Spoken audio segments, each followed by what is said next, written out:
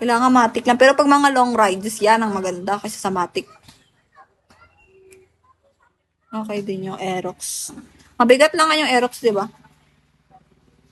Pero parang bet ko yung ano, kahit Honda Beat lang, ganun. Delikado talaga pag try kay top down.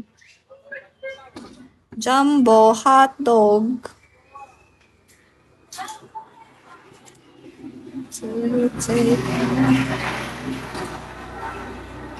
Hawak mo muna ang beat.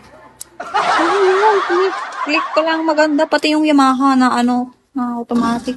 Gusto na Yamaha kasi matakaw sa gasolina. Yung Honda Beat kasi tipid eh. Pati yung click tipid din.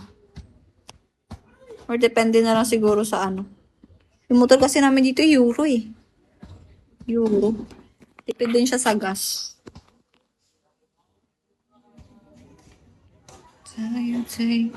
Cabino, hello.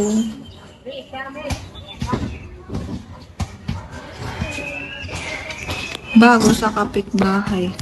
Ano daw? Advance? Advance? Better than so, dami na lang basketball dito. Kukuha lang kahapon. Installment or cash? Pag sa motor, mas gusto nila, no? Pag sa opisina, mas gusto nila yung ano? Gusto nilang installment kaysa sa cash. Pandaan, advance.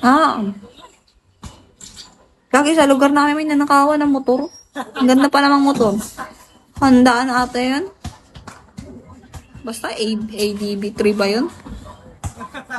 Unidentified. No course mo. HM. Hospitality Management. Engineer Sam. Hello.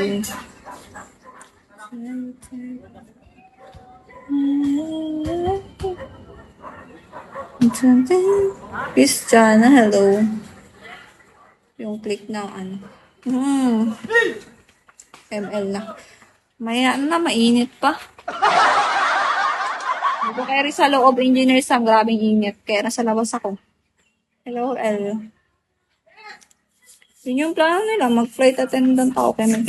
Mahirap na mag-apply sa ano ngayon, sa cruise ship. Sabi ng tito ko. Jensky, hello. So, malaman na lang yun. Di ko nga muna iniisip, saka ko na inisipin pag graduate na ako.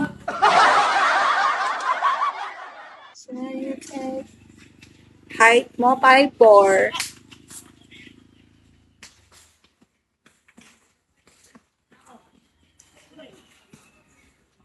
Namin na kasi call center bagsak. Hindi sa dudong.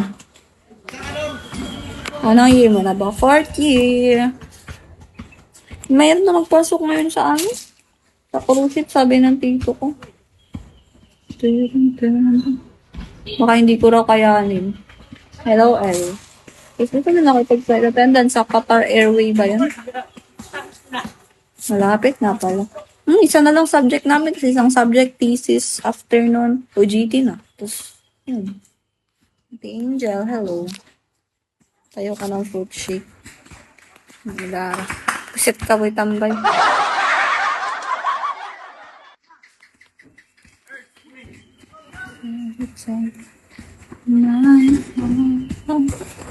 Kakayanin o hindi?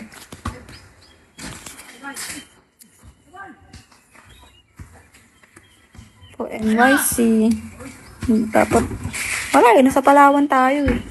Wala, bubo, hello. Hi, Kuya Moms. Parang ikaw yung mysterious man kanina. Tinanggal mo lang. Ikaw pala yan, ha? Sa Manila talaga maraming hiring. Nalangaw na ako dito. Daming prutas dito, te. Kaso lang